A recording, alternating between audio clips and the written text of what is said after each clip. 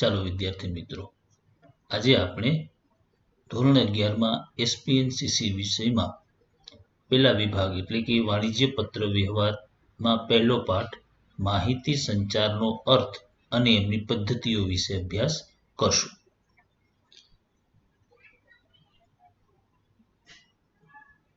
માહિતી સંચાર એ સભાનતાપૂર્વક આદરવામાં આવેલ પ્રવૃત્તિ જ નથી, પરંતુ એ પ્રત્યેક જીવની જરૂરિયાત પણ છે. એટલે કે પૃથ્વી પરના પ્રત્યેક જીવ એ માહિતી સંચાર સાથે જોડાયેલો છે. કોઈને કોઈ રીતે એ માહિતી સંચારનો ઉપયોગ કરે છે. પોતાની લાગણીઓ, અભિવ્યક્તિ અને વિચારોના આદાન પ્રદાન માટે અન્યોનો સંપર્ક કરવો અને સંપર્ક જાળવવો જરૂરી છે. પોતાના વિચારોને રજૂ કરવા માટે, પોતાની લાગણીઓને વ્યક્ત કરવા માટે એમને અન્ય સાથે સંપર્ક કરવો જરૂરી છે. અને આ પ્રકરણમાં આપણે માહિતી સંચાર વિશે અભ્યાસ કરશું. આમ જોઈએ તો માહિતી સંચાર એ સતત ચાલતી પ્રક્રિયા છે. માનવ અસ્તિત્વ સાથે આ પ્રક્રિયા ઘનિષ્ઠ રીતે જોડાયેલ છે.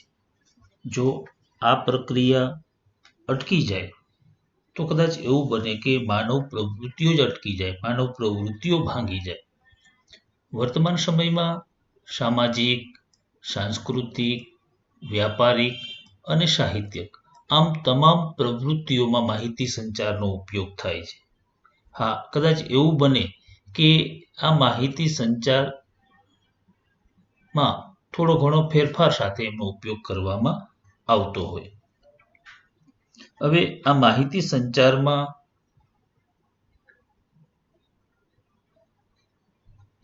માહિતીની આપ-લે માટે આગવી શૈલી હોય છે. એમના અલગ કૌશલ્યો છે, અલગ ઢબ છે. એટલે કે વિવિધ પ્રકારના માહિતી સંચાર માટે આગવી શૈલી હોય, તેના કૌશલ્યો અને તેની ઢબ હોય. આ શૈલી, કૌશલ્ય અને ઢબનો ઉપયોગ કરી અને માહિતી સંચાર કરવામાં આવે છે. એટલે હવે આપણી સામે એમનો સામાન્ય અર્થ બરાબર સ્પષ્ટ થઈ ગયો છે. આમ સામાન્ય અર્થમાં કહીએ તો માહિતીની આપ-લે એટલે માહિતી સંચાર. પરંતુ આપણે એમની સુવ્યવસ્થિત વાત કરવી હોય, એમનો સુવ્યવસ્થિત અર્થ જોવો હોય તો આપણે એવું કહી શકીએ કે વિશિષ્ટ પ્રકારની શૈલી, કૌશલ્ય અને યોગ્ય માધ્યમનો ઉપયોગ કરીને માહિતીની આપ-લે માટે કરવામાં આવતી પ્રક્રિયાને માહિતી સંચાર કહેવાય. ચાલો આપણે બરાબર સમજી લઈએ. અહીંયા 3 બાબતો જરૂરી છે. એક તો શૈલી, બીજું કૌશલ્ય અને માધ્યમોનો ઉપયોગ. એટલે વિશિષ્ટ પ્રકારની શૈલી, કૌશલ્ય અને માધ્યમોનો ઉપયોગ કરીને માહિતીની આપ-લે કરવા માટે કરવામાં આવતી પ્રક્રિયાને માહિતી સંચારની પ્રક્રિયા કહે છે. હવે અહીંયા આપણે 3 બાબતોનો ફરીથી બરાબર ખ્યાલ રાખશું. એક વિશિષ્ટ પ્રકારની શૈલી, બીજું કૌશલ્ય અને માધ્યમોનો ઉપયોગ કરી અને માહિતીની આપ-લે કરવા માટે જે પ્રક્રિયા કરવામાં આવે એ પ્રક્રિયાને માહિતી સંચારની પ્રક્રિયા તરીકે ઓળખવામાં આવશે. માહિતી સંચારની પ્રક્રિયા માટે અંગ્રેજીમાં કોમ્યુનિકેશન શબ્દનો ઉપયોગ કરીએ છીએ. હવે આ કોમ્યુનિકેશન શબ્દ છે એ લેટિન ભાષાના કોમ્યુનિકેર શબ્દ પરથી ઉતરી આવેલો છે અને આપણે અંગ્રેજીમાં કોમ્યુનિકેશન તરીકે એ શબ્દને પ્રયોજીએ છીએ. એટલે મૂળ લેટિન ભાષાના કોમ્યુનિકેર શબ્દ પરથી કોમ્યુનિકેશન બનેલ. હવે આ કોમ્યુનિકેર શબ્દનો અર્થ શું થાય? તો કોમ્યુનિકેર શબ્દનો અર્થ થાય વહેંચવું, ટુ શેર, આદાન પ્રદાન, ટુ એક્સચેન્જ, આપ-લે કરવી, ભાગીદાર થવું, ટુ પાર્ટિસિપેટ. એટલે આમ કોમ્યુનિકેર શબ્દનો અર્થ વહેંચવું, આદાન પ્રદાન કરવું, આપ-લે કરવી અને ભાગીદાર થવું, આવા અર્થ થાય. એટલે હવે આપણી સામે એક બાબત બરાબર સ્પષ્ટ થઈ ગઈ છે કે વિશિષ્ટ પ્રકારની શૈલી, કૌશલ્ય અને યોગ્ય માધ્યમોનો ઉપયોગ કરી માહિતીની આપ-લે કરવા આવતી પ્રક્રિયાને માહિતી સંચારની પ્રક્રિયા કહેવાય. માહિતી સંચારની પ્રક્રિયાને અથવા તો માહિતી સંચારને અંગ્રેજીમાં કોમ્યુનિકેશન કહીએ છીએ. અને આ કોમ્યુનિકેશન મૂળ લેટિન ભાષાના કોમ્યુનિકેટ શબ્દ પરથી ઉતરી આવેલો છે, જેનો અર્થ થશે વહેંચવું, આદાન પ્રદાન કરવું, આપ-લે કરવી અને ભાગીદાર થવું. ચાલો, અહીંયા આપણે માહિતી સંચારનો અર્થ જોયો, જે સામાન્ય રીતે પ્રયોજાય છે, પરંતુ અહીંયા આપણે વાણિજ્યિક માહિતી સંચાર એટલે શું એ ભણવાનું છે. સામાન્ય બાબતોમાં આપણે માહિતી સંચાર એટલે માહિતીની આપ-લે એવું જોયું. હવે અહીંયા વાણિજ્યિક માહિતી સંચાર એટલે શું? કારણ કે આપણે વાણિજ્યિક બાબતો સાથે જોડાયેલા છીએ. એટલે વાણિજ્ય માહિતી સંચારનો અર્થ પણ એકદમ સરળ છે કે માહિતી સંચારની પ્રક્રિયાનો ઉપયોગ વાણિજ્ય હેતુ માટે કરવામાં આવે તો તેને વાણિજ્ય માહિતી સંચાર કહેવાય. ચાલો, જે માહિતી સંચારની પ્રક્રિયાનો ઉપયોગ વાણિજ્ય હેતુ માટે એટલે કે ધંધા, વેપાર, વ્યવસાય હેતુ માટે કરવામાં આવે તેને વાણિજ્ય માહિતી સંચાર કહેવાય. જે પ્રક્રિયા કરવાનો હેતુ વાણિજ્યક હોય તેને વાણિજ્યિક માહિતી સંચાર કહેશું. વેપારીને બે જૂથો સાથે સતત સંપર્કમાં રહેવું પડે. એક ઉત્પાદક અથવા તો વિક્રેતા, એટલે કે વેપારીને ઉત્પાદક વિક્રેતા સાથે જોડાયેલું રહેવું પડે. એક જૂથ એ બનશે. બીજું માલ ખરીદનાર, જેને આપણે ગ્રાહક તરીકે પણ કહીએ છીએ, એ બીજા જૂથમાં આવશે. એટલે વેપારીએ બે જૂથો સાથે સંપર્કમાં રહેવું પડશે, એક ઉત્પાદક કે વિક્રેતા અને બીજું ગ્રાહક ખરીદનાર સાથે. આ બંને વચ્ચે સંપર્કમાં રહેવા માટે પત્ર મહત્વનું સાધન છે. એટલે કે પત્રો દ્વારા એ ઉત્પાદક સાથે સંપર્કમાં રહી શકશે, એ ગ્રાહકો સાથે પણ સંપર્કમાં રહી શકશે. એટલે પત્ર છે એ દૂત કે પ્રતિનિધિનું કામ કરશે. પત્રો દ્વારા વેપારી ધંધા વેપારની ખરીદ, વેચાણ, પ્રસાર, પ્રચાર જેવી પ્રવૃત્તિઓ હાથ ધરવામાં આવે તેને વાણિજ્ય માહિતી સંચાર કહેવાશે. ચાલો, હવે વાણિજ્ય માહિતી સંચાર એટલે આપણે જોયું કે વાણિજ્યિક હેતુ માટે જો માહિતી સંચારની પ્રક્રિયા કરવામાં આવે તો એ વાણિજ્ય માહિતી સંચાર થશે. પત્રો દ્વારા ધંધાના ખરીદ, વેચાણ, પ્રચાર, પ્રસાર જેવી પ્રવૃત્તિઓ હાથ ધરવામાં આવે તેને વાણિજ્યિક માહિતી સંચાર કહેવામાં આવશે. ચાલો, હવે આપણે માહિતી સંચારની પ્રક્રિયા વિશે જોશું. આમ જોઈએ તો માહિતી સંચારની પ્રક્રિયા દ્વિમાર્ગી પ્રક્રિયા છે. તેમાં પ્રસારિત માહિતી પહોંચ્યા બાદ પ્રતિભાવ મળવો જોઈએ તો જ આ પ્રક્રિયા પૂર્ણ થયેલી ગણાય. પોતાના વિચારો, લાગણીઓ કે સંદેશાઓ એ સામેની વ્યક્તિને પહોંચાડવી અને સામેની વ્યક્તિ દ્વારા પ્રતિભાવ મળે ત્યારે આ માહિતી સંચારની સમગ્ર પ્રક્રિયા પૂરી થયેલી ગણાશે. એટલે અહીંયા પણ બે જૂથ હશે, એક માહિતી મોકલનાર અથવા બોલનાર, બીજું માહિતી પ્રાપ્ત કરનાર અથવા તો સાંભળનાર. ચાલો, આ માહિતી સંચારની પ્રક્રિયા આપણે અલગ અલગ તબક્કાઓમાં જોશું. આ તબક્કાઓમાં સૌથી પહેલો તબક્કો આવશે બોલનાર. માહિતી મોકલનાર અથવા તો આપણે એમને વક્તા તરીકે ઓળખીએ છીએ, એ અન્ય વ્યક્તિને કે જૂથને માહિતી, વિચાર કે સંદેશો પહોંચાડવાના આશયથી માહિતી પ્રસારની પ્રક્રિયાની શરૂઆત કરશે. એટલે કે વક્તા દ્વારા મોકલનાર દ્વારા માહિતી પ્રસાર પ્રક્રિયાની શરૂઆત થશે. એ બોલનાર કે મોકલનાર એક વ્યક્તિ કે એક જૂથને પોતાનો સંદેશો કે માહિતી પહોંચાડવાના હેતુથી એ શરૂઆત કરશે. એટલે માહિતી પ્રક્રિયાની શરૂઆત એ બોલનારથી થશે. બીજો તબક્કો થશે રજૂઆત, જેને આપણે વિચારોની ગોઠવણ પણ કહી શકીએ. હવે એમાં શું થશે તો બોલનાર દ્વારા વિચારને માહિતીનું સ્વરૂપ આપતા પહેલા, એટલે કે માહિતી મોકલતા પહેલા જે માહિતી, વિચાર કે સંદેશ છે એને કેવી રીતે રજૂ કરવો, કઈ ભાષામાં, કયા શબ્દોનો પ્રયોગ કરવો, ચિત્રો, અવાજ, માધ્યમ કયું અનુરૂપ થશે કે જેથી કરી અને સામી વ્યક્તિ કે સાંભળનાર જૂથ સમજી શકે તેવી વિચાર પ્રક્રિયા એટલે વિચારોની ગોઠવણ. આ તબક્કામાં વક્તા કે માહિતી મોકલનાર વિચાર કરશે કે કઈ રીતે માહિતી મોકલવામાં આવે કે જેથી કરી અને સામેનો જૂથ સરળતાથી સમજી શકે. આ વિચારવાની પ્રક્રિયા એટલે વિચારોની રજૂઆત. બોલનાર, પછી રજૂઆત. હવે ત્રીજો તબક્કામાં આવશે માહિતી કે સંદેશો. વિવિધ સાધનો, ઉપકરણો અથવા માધ્યમો દ્વારા વક્તા વિચારની યોગ્ય રીતે રજૂઆત કરે છે, જે હવે સંદેશો, માહિતી તરીકે ઓળખાય છે. ચાલો, અહીંયા માહિતી મોકલનારે બરાબર વિચાર કરી લીધો છે કે એમણે કઈ રીતે માહિતી મોકલવી. હવે આ માહિતીને ભાષા, ચિત્રો, અવાજ કે પત્ર જેવા સાધનોનો ઉપયોગ કરી અને એને યોગ્ય રીતે રજૂઆત કરવા માટે તૈયાર કરશે.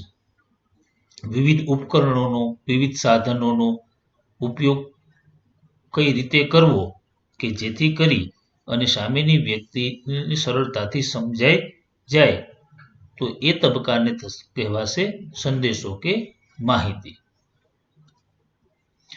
ત્યાર પછી આગળના તબક્કામાં આવશે માધ્યમ.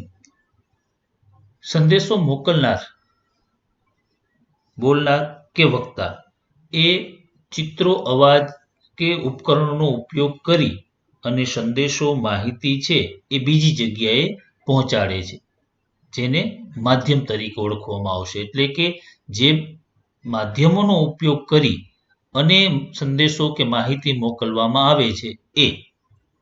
હવે પરિસ્થિતિ અને જરૂરિયાત પ્રમાણે વક્તા યોગ્ય માધ્યમોનો ઉપયોગ કરશે. એ ભાષા દ્વારા, ચિત્રો, અવાજ કે પત્ર આમાંથી કોઈ ઉપકરણો કે સાધનોનો ઉપયોગ કરી એ માધ્યમ દ્વારા સંદેશો મોકલશે. હવે સંદેશાની પ્રાપ્તિ અને સમજ. યોગ્ય સાધનો દ્વારા સંદેશાની બોલનાર દ્વારા મોકલાયેલ માહિતી જે સ્વરૂપમાં આવી હોય એ જ સ્વરૂપમાં માહિતી અર્થઘટનની પ્રક્રિયા થાય છે, જેને સંદેશાની પ્રાપ્તિ અને સમજ દ્વારા ઓળખવામાં આવે છે. એટલે કે મોકલનારે જે સંદેશો, જે માહિતી જે સ્વરૂપમાં મોકલવામાં આવી છે એ જ સ્વરૂપમાં સામેના વ્યક્તિ સુધી પહોંચે, અર્થઘટનની પ્રક્રિયા થાય, તેને સંદેશાની પ્રાપ્તિ અને સમજ તરીકે ઓળખવામાં આવશે. હવે ત્યાર પછી આવશે સાંભળનાર. બોલનાર દ્વારા જે માહિતી મોકલવામાં આવી છે તે પ્રાપ્ત કરનાર એટલે કે માહિતી સાંભળનાર કે મેળવનાર, અથવા તો આપણે એમને શ્રોતા તરીકે ઓળખીએ છીએ. એટલે કે જેને માહિતી પ્રાપ્ત થાય છે એ અહીં સાંભળનાર છે. માહિતી સંચારની આખી પ્રક્રિયા સાંભળનારને લક્ષમાં રાખી અને હાથ ધરવામાં આવે છે. એટલે માહિતી કોને પહોંચાડવાની છે એમના આધારે આખી માહિતી સંચારની પ્રક્રિયા ગોઠવવામાં આવશે. અને લાસ્ટ મુદ્દો થશે, લાસ્ટ તબક્કામાં પ્રતિભાવ. માહિતી સંચારની પ્રક્રિયા જેમ જેમ આગળ વધશે અને સાંભળનારનો જવાબ મળતા પૂરી થાય, જેને પ્રતિભાવ કહેવામાં આવશે. ચાલો, બોલનારે શરૂ કરેલી માહિતી સંચારની પ્રક્રિયા એ સાંભળનારનો રિપ્લાય મળતા, એમનો જવાબ મળતા એ માહિતી સંચારની પ્રક્રિયા પૂરી થઈ ગણાશે, એ સફળ થઈ ગણાશે. અહીંયા સાંભળનારનો પ્રત્યુત્તર ખૂબ જરૂરી છે, ખૂબ મહત્વનો છે. કેમ કે એમના આધારે જ માહિતી સંચારની પ્રક્રિયા સફળ થઈ છે કે નહીં એ નક્કી થાય. એટલે જો માહિતી સંચારની પ્રક્રિયામાં કોઈ ગેરસમજ ઊભી થઈ હોય તો વિવિધ સાધનો કે માધ્યમનો ઉપયોગ કરી અને ફરીથી પ્રયત્ન કરવામાં આવે છે. હવે આ આખી માહિતી સંચારની પ્રક્રિયાને આપણે એક વખત ફરીથી જોઈ લઈએ. માહિતી પ્રક્રિયાની શરૂઆત બોલનારથી થશે. અહીંયા બોલનાર એ વક્તા તરીકે ઓળખીએ છીએ. જે કંઈ પણ માહિતી મોકલવાની છે, રજૂઆત કરવાની છે, એમની રજૂઆત વિશે બરાબર વિચારોની ગોઠવણ કરશે. ત્યારબાદ એ વિવિધ શબ્દો, પ્રતીકો સ્વરૂપે માહિતી મોકલશે. આ માહિતી મોકલવા માટે અલગ અલગ માધ્યમોનો ઉપયોગ કરશે. જે સ્વરૂપમાં સંદેશો મોકલાયેલો છે એ જ સ્વરૂપમાં સામે સંદેશાની પ્રાપ્તિ થશે અને સંદેશાની પ્રાપ્તિ કરનાર થશે સાંભળનાર, જે ખૂબ જ અગત્યનો છે. આ સાંભળનાર દ્વારા જ્યારે મોકલનારને પ્રતિભાવ આપવામાં આવશે ત્યારે સમગ્ર પ્રક્રિયા પૂરી થયેલી ગણાશે. એટલે અહીંયા માહિતી સંચારની પ્રક્રિયાના કુલ 7 તબક્કાઓ થશે: બોલનાર, રજૂઆત, સંદેશા, માધ્યમ, સંદેશાની પ્રાપ્તિ અને સાંભળનાર. આ સાંભળનાર પછી પ્રતિભાવ આપશે ત્યારે માહિતી સંચારની પ્રક્રિયા પૂરી થયેલી ગણાશે.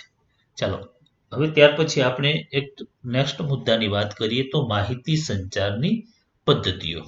ચાલો, માહિતી મોકલવા માટે પોતાના વિચારો, લાગણીઓ, અભિપ્રાયો કે પ્રતિભાવ એ અન્ય વ્યક્તિને પહોંચાડવા માટે અલગ અલગ પદ્ધતિઓનો ઉપયોગ કરે છે.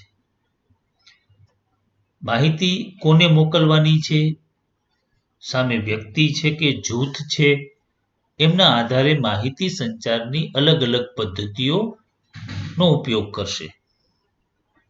વર્તમાન સમયમાં ટેલિકોમ્યુનિકેશનને કારણે માહિતી સંચારની પ્રક્રિયા ખૂબ ઝડપી થઈ છે. આપણે માહિતી સંચારની અલગ અલગ પદ્ધતિઓનો અભ્યાસ કરશું, જેમાં સૌથી પહેલા આવશે માહિતી સંચારની મૌખિક પદ્ધતિ. આ માહિતી સંચારની પદ્ધતિમાં ભાષા કે શબ્દોનો ઉપયોગ કરીને માહિતી સંચાર કરવામાં આવે છે.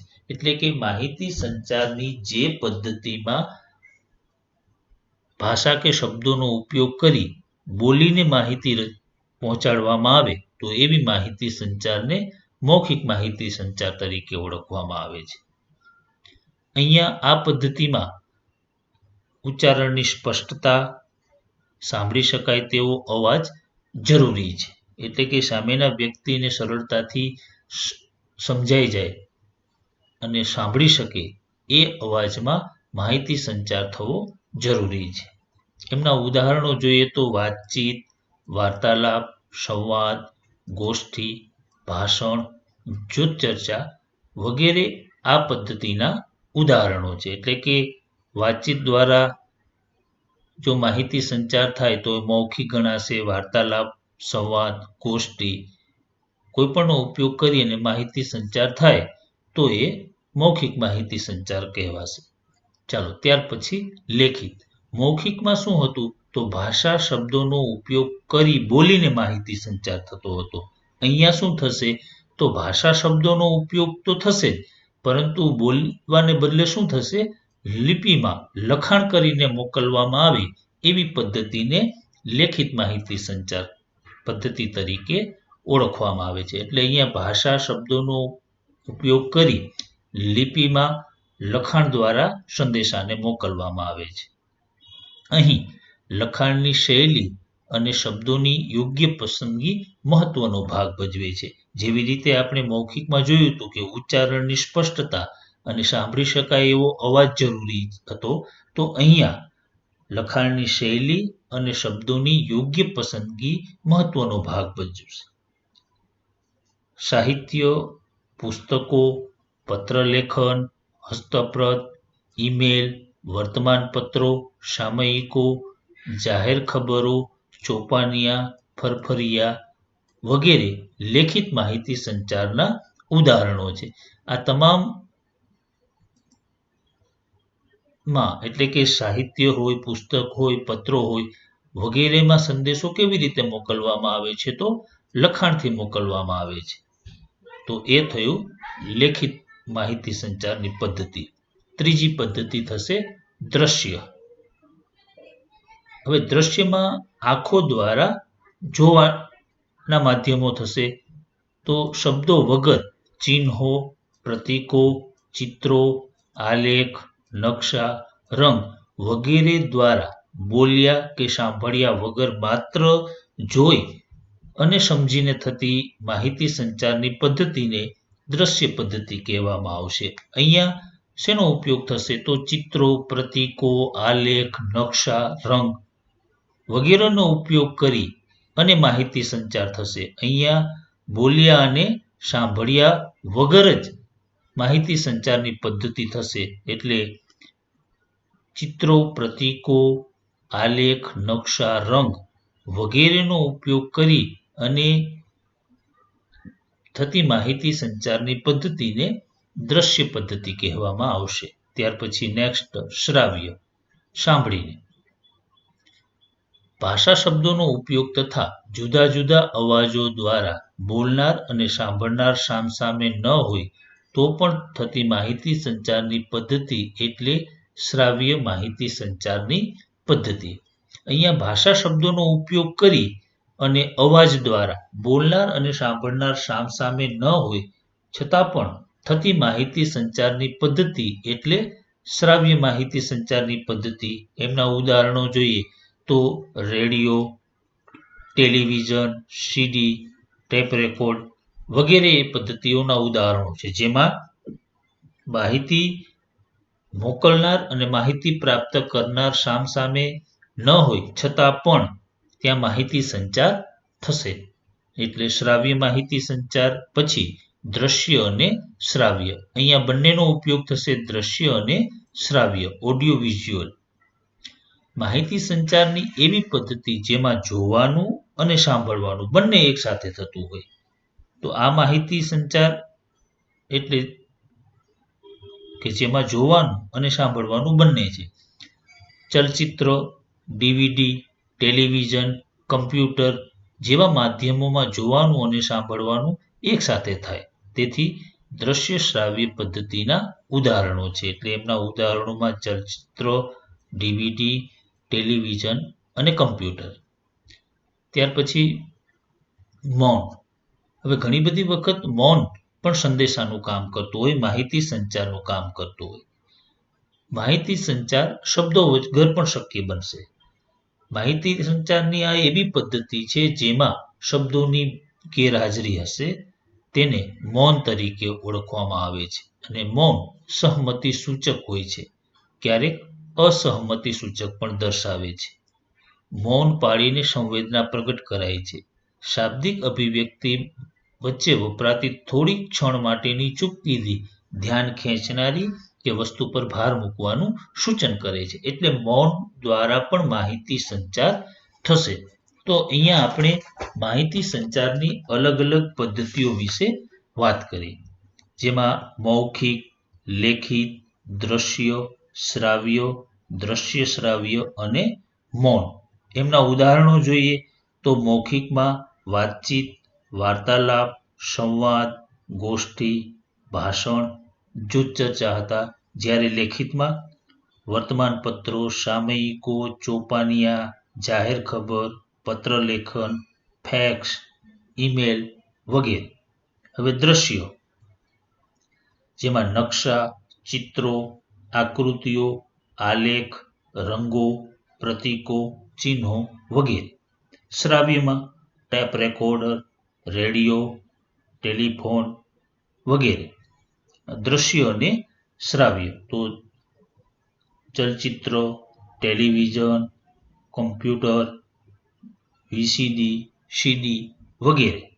અને લાસ્ટમાં મૌન, જેમાં શબ્દોનો ઉપયોગ થતો નથી, મૌન દ્વારા જ માહિતીની સહમતિ કે અસહમતિ દર્શાવવામાં આવે છે. મતલબ કે હાવભાવ દ્વારા સંદેશાની આપ-લે થશે, માહિતી સંચાર થશે.